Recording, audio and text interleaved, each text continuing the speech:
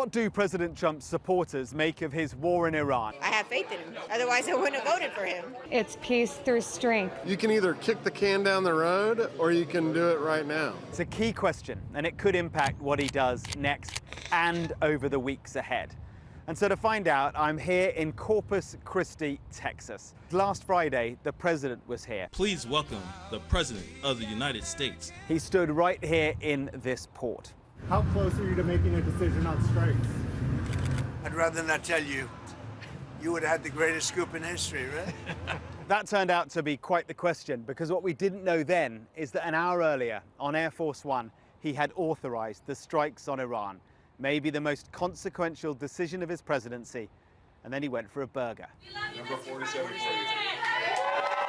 A campaign stop at a local restaurant and no hint of the operation he'd just ordered. I'm gonna get some stuff for Air Force One, and I'm gonna get the hell out of here, all right? Within 12 hours of this, America would be at war.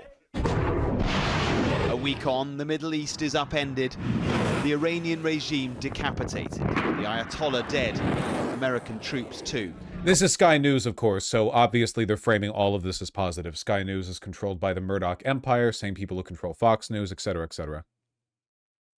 Conflict across multiple countries, energy prices soaring, consequences cascading.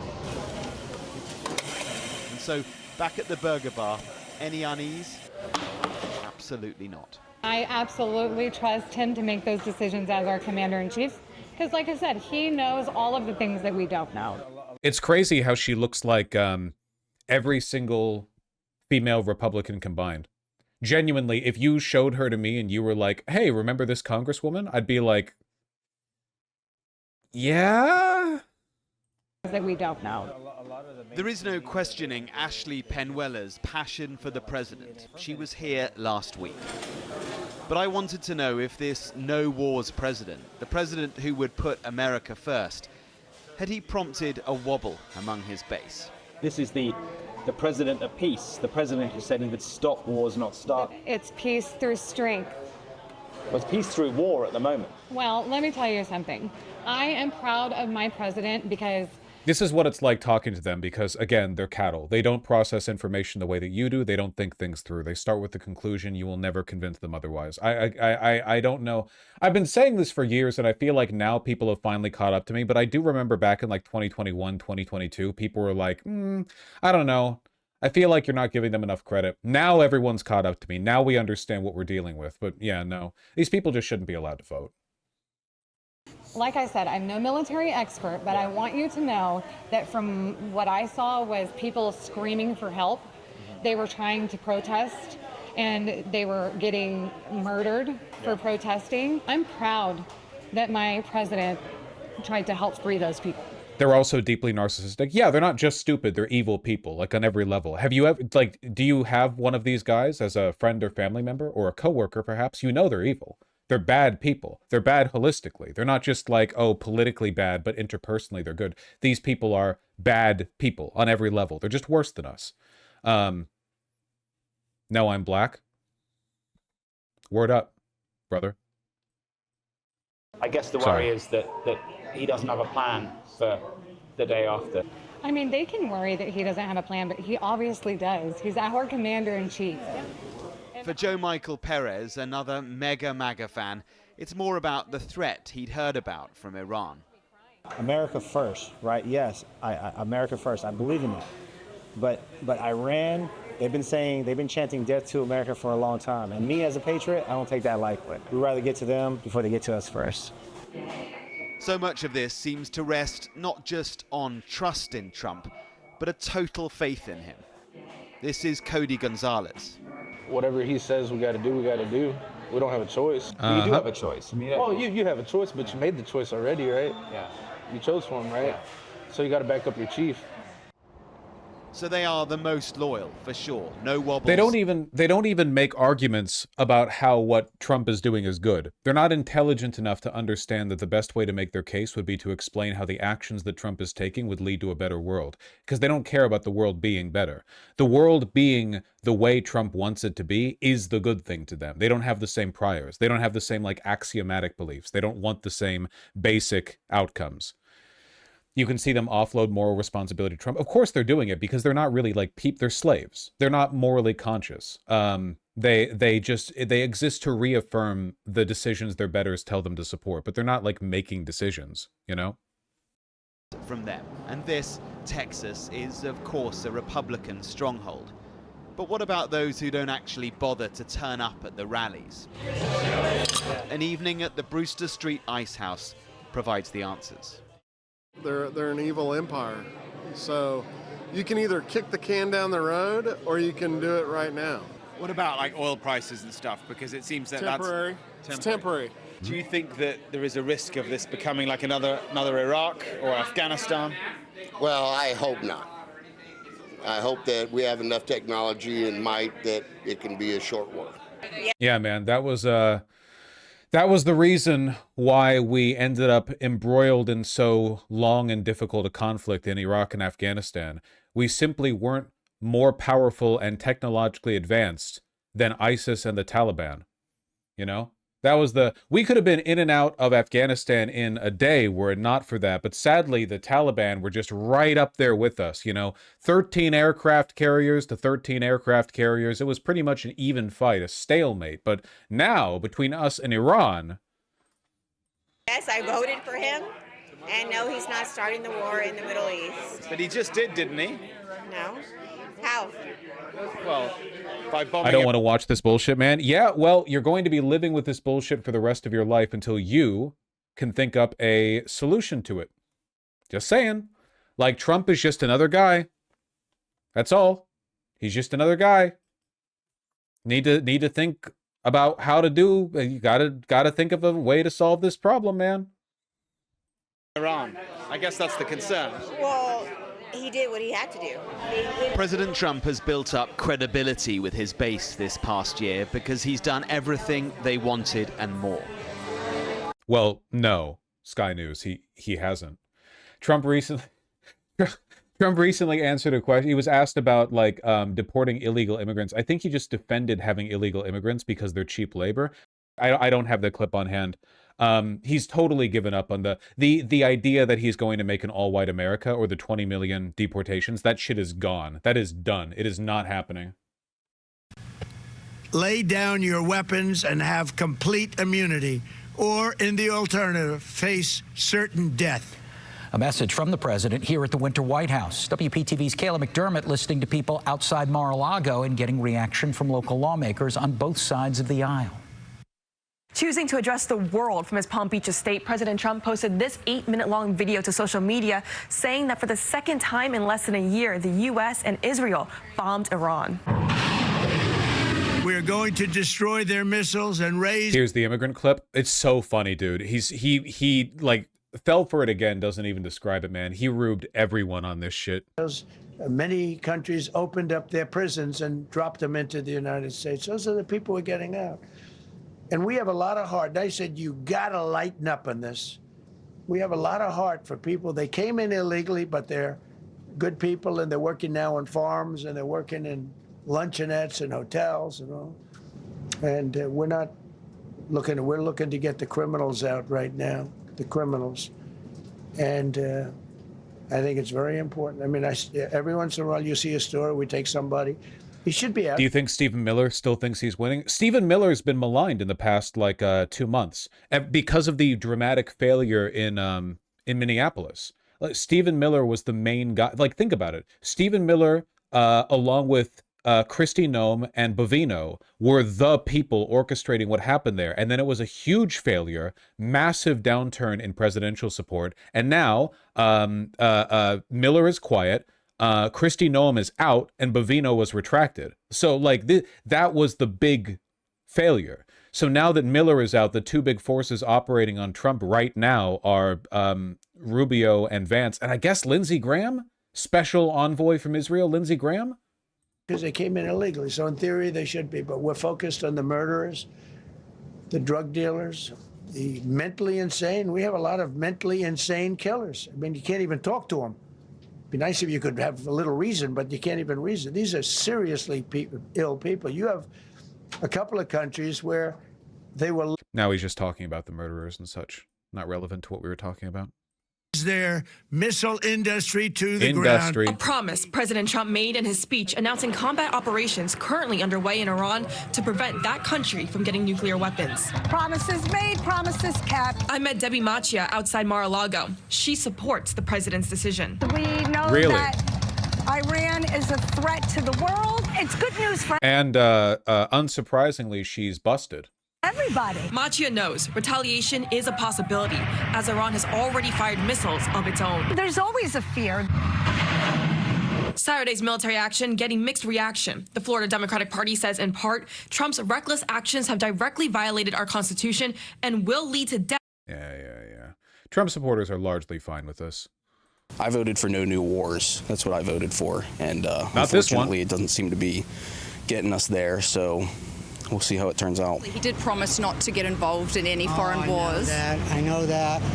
But he would not be the first president to break a promise. Slaves, man. If you have a slave mind, you should have a slave job.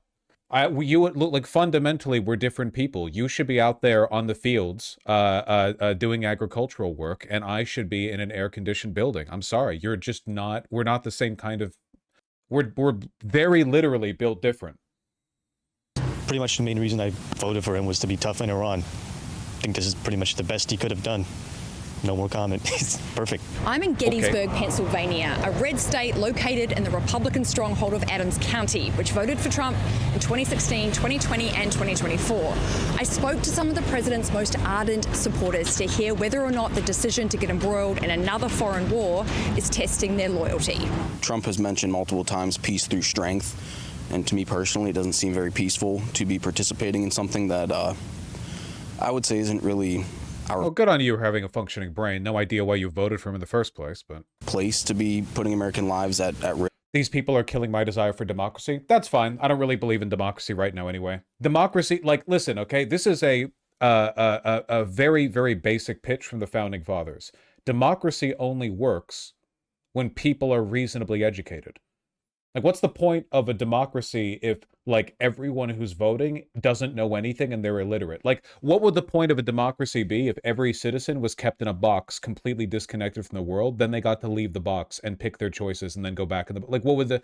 Why have a democracy at that point? People have to be educated. That's the entire point. That was the argument it made initially, by the way, for why land-owning white males were the ones who should be voting back in the early days. Of course, I disagree with that. I think that you can solve this problem. Early on, is it true that land-owning white males were by far the most well-educated people? Yeah, probably. They had the money. But you can solve this with something called public education. Through public education, you can ensure that every citizen has the ability to benefit from the necessary level of education you would need to participate in democracy. Unfortunately, the standards have shifted. It's pretty obvious now that through a combination of lackluster education and completely co-opted corporate media, many, many Americans just lack the ability to participate in democracy. So the whole project's kind of bunk. We need to fix that. You can go with better education, re-education camps, breaking up the media, oligarchy, whatever you prefer. But right now, it's just not working. It's not working. It's not working. It's just not. It's factually not working. Others tell me this doesn't contradict his America First agenda and that Iran was a threat that needed to be stopped. Should have happened a long time ago. Iran is an evil place with evil people. They always have. They've killed many Americans with their regime. Low-hanging fruit. So it's good that they're going away. Does this change your mind at all on your support for the president? No. Trump is still the best man for the job. I'm a centrist Bernie supporter. And a lot of the Iranian diaspora in the United States are very, like, they're not like Trump for other reasons, but they like the fact that he's being so aggressive towards the regime because they want to see regime change. And I think this is the only way to achieve that. No, right now the Gulf states are really upset because the fragile peace in the Middle East has been broken, and as a consequence, everything is really, really dangerous right now.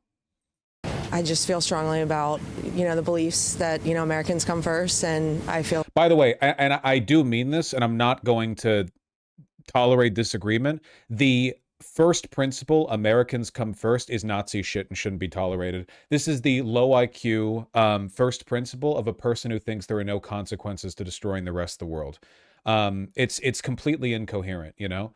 It is a big interconnected environment. I do think that the American government has its first responsibility to the American people, because those are literally the citizens under its jurisdiction. But these people never actually believe that. What they mean is you should be able to indiscriminately kill people or steal their shit as long as they're not American, and often when they are American.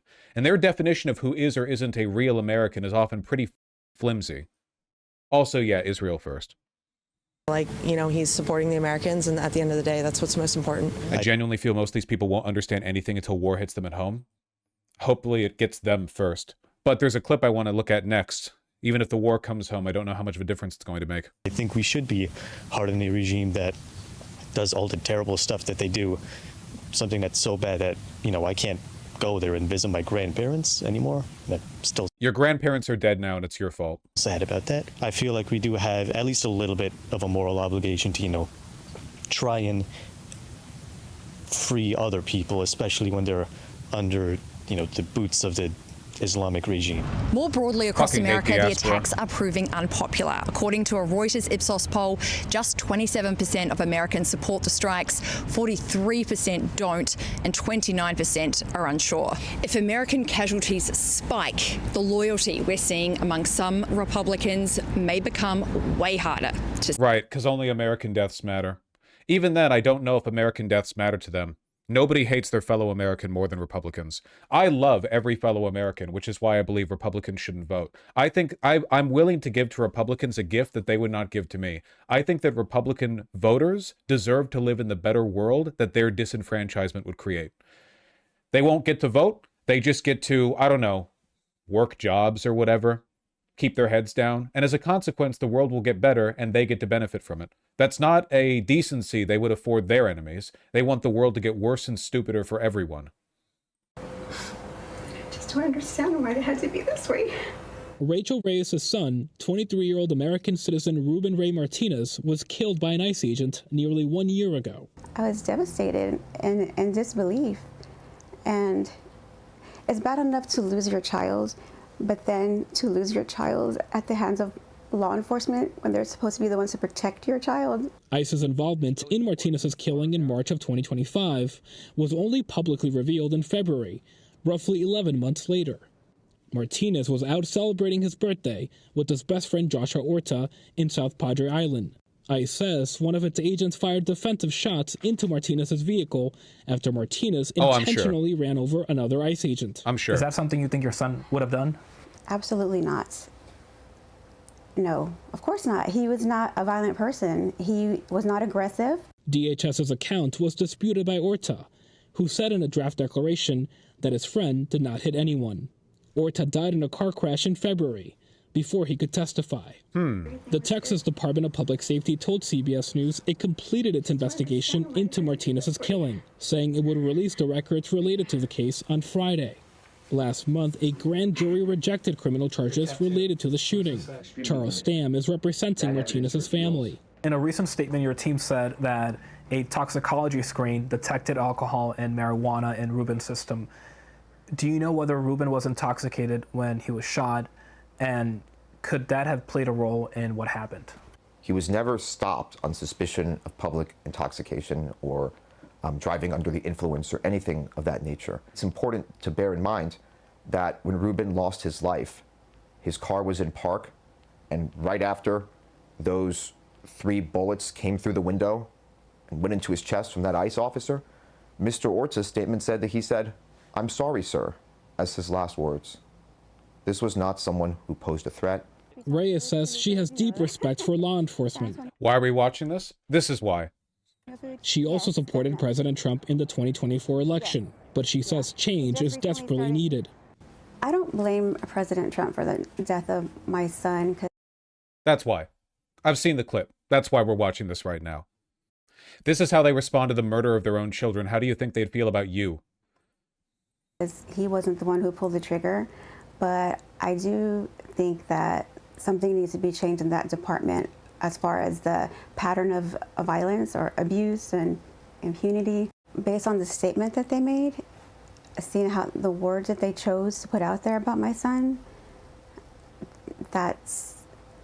as insult to injury. Reyes says she does not want other families to experience her pain. That's great. Well, you did kill your son, so, you know, that is on you. What else do I have in here in the bucket of I hate Trump supporters? Smoothie King fires employees who refuse to serve Trump supporters. Shame. To serve smoothies to Trump supporters at a location in Ann Arbor, Michigan. That's what Those I said. customers were Erica and Jane Lindemeyer. They were asked to leave the store after an employee said that she felt uncomfortable serving Jake because of his sweatshirt featuring President Trump's name. Only in Ann Arbor, my college town. The social media post on Monday, Erica Lindemeyer wrote, "I'm disgusted as an American citizen. Yep, this is how a Trump supporter would type. Loved Smoothie King, was refused service over my husband's sweatshirt. Talk about discrimination. Jake Lindemeyer, please share this video. Let's make these two famous." One of the Whiny, unlikable, ugly, no doubt. They're definitely also ugly. And that is not correct punctuation. Smoothie King fired them. How unfortunate. Bring back the Karen insult? Yeah, we should. Hotel in Minneapolis, I believe, that decided they didn't want to house ICE agents. I think it's just the idea that people are choosing the stance of an entire business that exists way beyond your choices. And so employees cannot make that type of decision. It's a difference. Yeah, they can. Being visibly pro-Trump is tantamount to being visibly pro-pedophilia. If a person walked in with a sweatshirt saying, "I love child rape," I think that you'd be well within your right to ask them to leave. There's no difference between these two things. Smoothie King just has to continue to appeal to that base because the average Trump supporter is probably fatter than the average Democrat. I hate these people. Smoothie King endorses pedophilia. Yeah, very sad to see. I've never been to a Smoothie King. I don't even know if they have them over here. I don't even know. This is the media landscape which causes this, by the way. I need to stop. I don't know why I have this bad habit of taking my earbuds out every time I'm talking for more than 3 seconds, so I just put them back on. Like, I don't know why I do this. Don't just leave them in. Started to read the statement to me, and then he pressed send and said, "Look, you can see it now. You can see it now." I've covered 5 different presidents. I have never seen one other than Donald Trump, who regularly takes phone calls from reporters. So I thought I would talk a little bit about that. I've spoken to him over the phone 3 times since the military operation, the war against Iran started. In each of those cases, I simply called him and he answered. Some of the conversations are short. Some of them can be quite lengthy. I talked to him today during the middle of the afternoon, and the call lasted for about 20 minutes. When I called, I was actually calling to ask him because if he was firing Kristi Noem, because ABC News was about to report. There's a subtext to this, I think, and it has to do with the whole nihilism death thing, which is that the problem with Biden is that Biden and the Democrats don't give you a good, compelling narrative about why the world has to end, and the Republicans do. The Republicans will sell you on fire and fury, war, immigration, mass death, we have to do this, we have to do that. But all the Democrats can really do is sort of meekly twiddle their fingers and say, well, the systems, the filibuster, all they can really defer to is technocratic incompetence or like a deference to procedure, which means they're really boring to talk to. Trump is entertaining to talk to. Democrats are really boring to talk to. Like, what do you, like, okay, let me put it this way. If you ask Trump, why are we doing this for Israel? You know, Trump can have a million answers. He'll pick up the phone. He'll say whatever you want him to say. He'll run through a million explanations. But you know what happened whenever whenever pundits or reporters would ask Biden, ask Biden or Jack Kirby or whatever else to explain why we were lying for Israel? It was boring. Most of the time they wouldn't answer at all. They'd just ignore it. And if they didn't ignore it, they would just do this like, I don't like to comment on these matters. They have no narrative to explain why the world has to end. They both want the same fundamental thing, the Dems and the Republicans. The Republicans just have a much more bombastic presentation. So the media likes them more, which is why the media was so pro-Trump. The media has gone so far to defend Trump over Democrats. It's like how Dems running to the right on social issues never works. Half racist isn't as interesting as full racist to right-wing voters. Yeah, you will never, ever, ever win an election, or frankly, win over the media class by offering people the moderate take on anything. Nobody wants it and nobody cares. Nobody wants a moderate take on anything. the myth of the moderate or the centrist voter has always been just that, a myth constructed by the New York Times to, I don't know, cause a mass hallucination amidst the consultant class. It's not a real group. Why do you think they would never stop attacking Trump at his first term, but now they're in full support? I think that's because in the first term, Trump was an obnoxious, boorish distraction from the interests of the deep state, but now the deep state's caught up to him, and now Trump is just their front guy. In his first term, they were like, this guy's stupid and doesn't know what he's doing. He's getting in the way of our machinations. But now in this term, the people pushing those machinations have gotten a lot more bold themselves, and they're trying to use him as like the front. Yeah, he is their guy now, for sure. Trump was unironically more of a maverick back in his first term than he is now. Now he's just in lockstep with the deep state.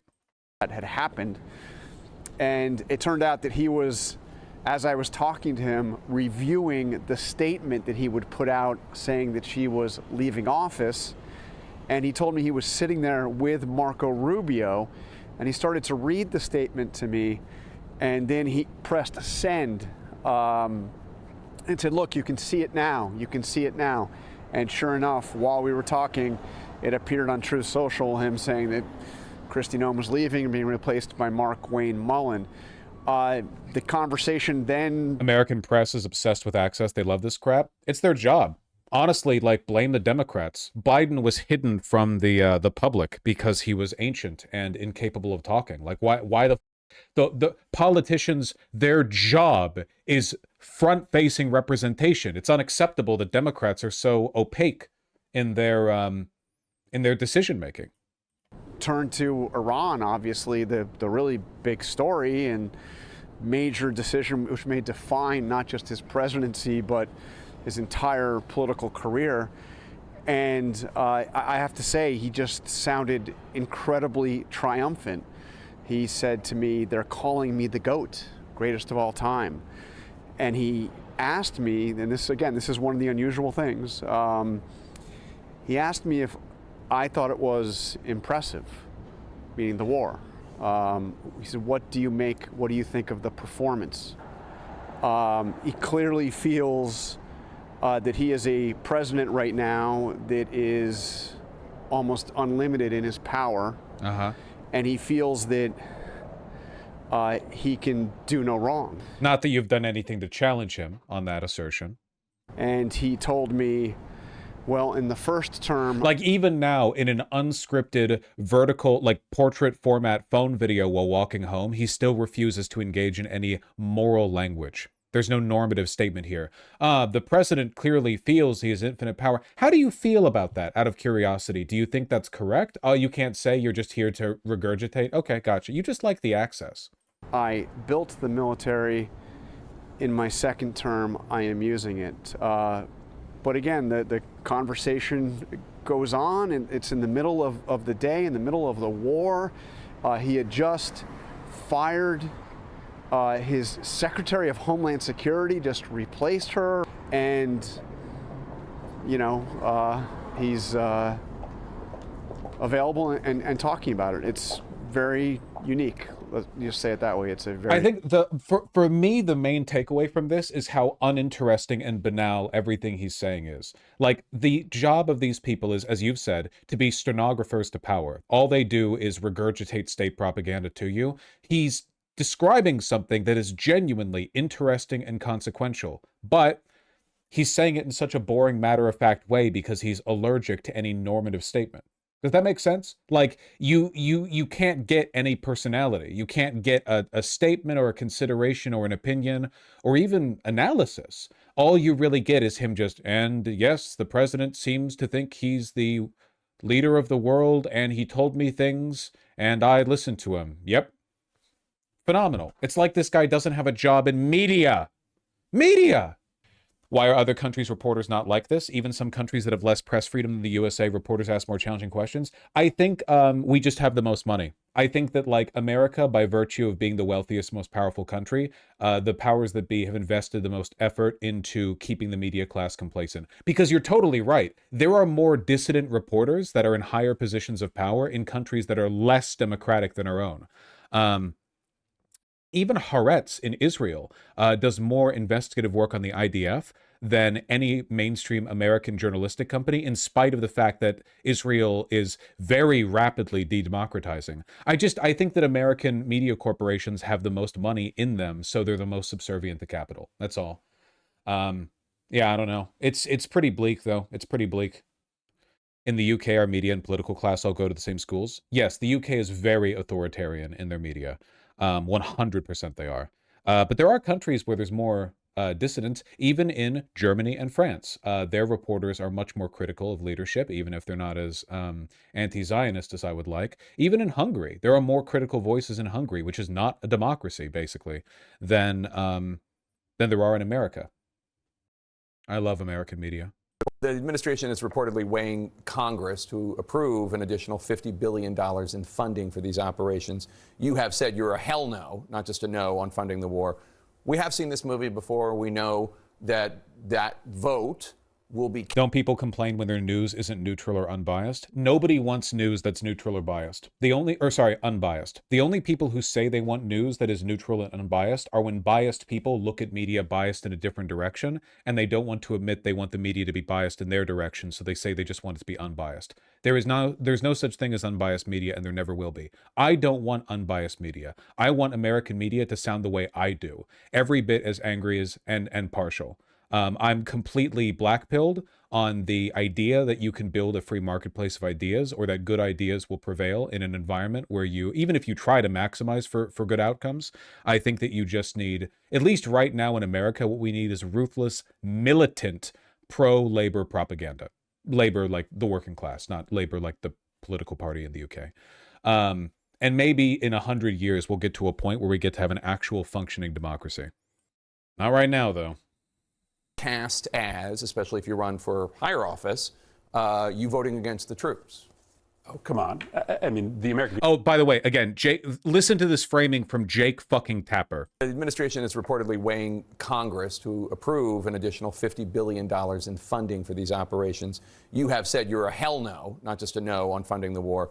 We have seen this movie before. We know that that vote will be cast as, especially if you run for higher office, you voting against the troops.